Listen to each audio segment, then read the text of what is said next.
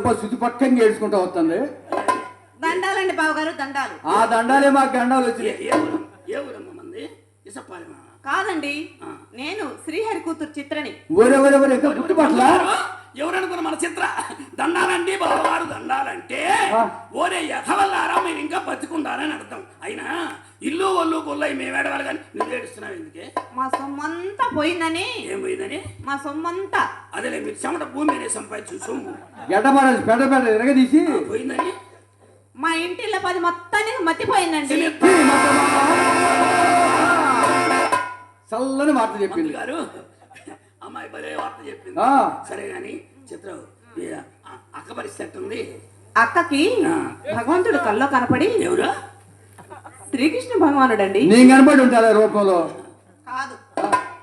ఏ ఊరమ్మాయింది? ద్వారకా నగరం అండి. ద్వారకా నగరమా? పొద్దు గూగులు పోయి సెకండ్ ఉండేవాడికి నాకు కనపడకుండా మీ ఎక్కడ కనపడాడు శ్రీకృష్ణుడు. ఏమండి, భగవంతుడు కనిపించాలంటే పుణ్యం చేసుకోవాలిగా. అది వీళ్ళంటే రోజుకి 8 సార్లు చేసుకుంటారు పుణ్యం. మనకి ఏడ గురించి పుణ్యం చేసుకోవడానికి ఎప్పుడు కనపడ్డాడమ్మా? తెల్లవారుజామునండి.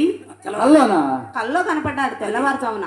పట్టపగలైతే ఈ ముండలు వాటేసుకుని ముండ సామాను మొత్తం కొలుచుకుంటారని తెల్లవారుజామున కనపడి తెలివిగా జరుపుకున్నాడు. తెలివి కలమండా కొడుకు. మేంగా దెబ్బతింది కనబడి సాని వృత్తి మానేసి సన్యాసం పుచ్చుకోమన్నారు. జరిగింది వ్యవహారం. తిన్నారు దెబ్బ అయిపోయింది వ్యవహారం. అయినా వాళ్ళ దగ్గరే దొరికింది జింక చరము వంకి కర్రా ఈ బుద్ధి పండు వాళ్ళ దగ్గరే ఉండదు. అయినా సరే గాని చిత్రం ఆయన పరిస్థితి ఎట్టుంది? ఆయన ఎవరండి? ఆయన ఎవరు? ఆయన ఎవరా? అమ్మ కడుపు మాట. 24 గంటలు మీరు ఇంటి దగ్గరే ఉండేవాడు. పొద్దుగూకుల జనాన్ని ఇబ్బంది పెట్టేవాడు. ఆయన తెలియకుండా ఎట్లుంటుంది నీ అమ్మ కడుపు మాట. అదేనే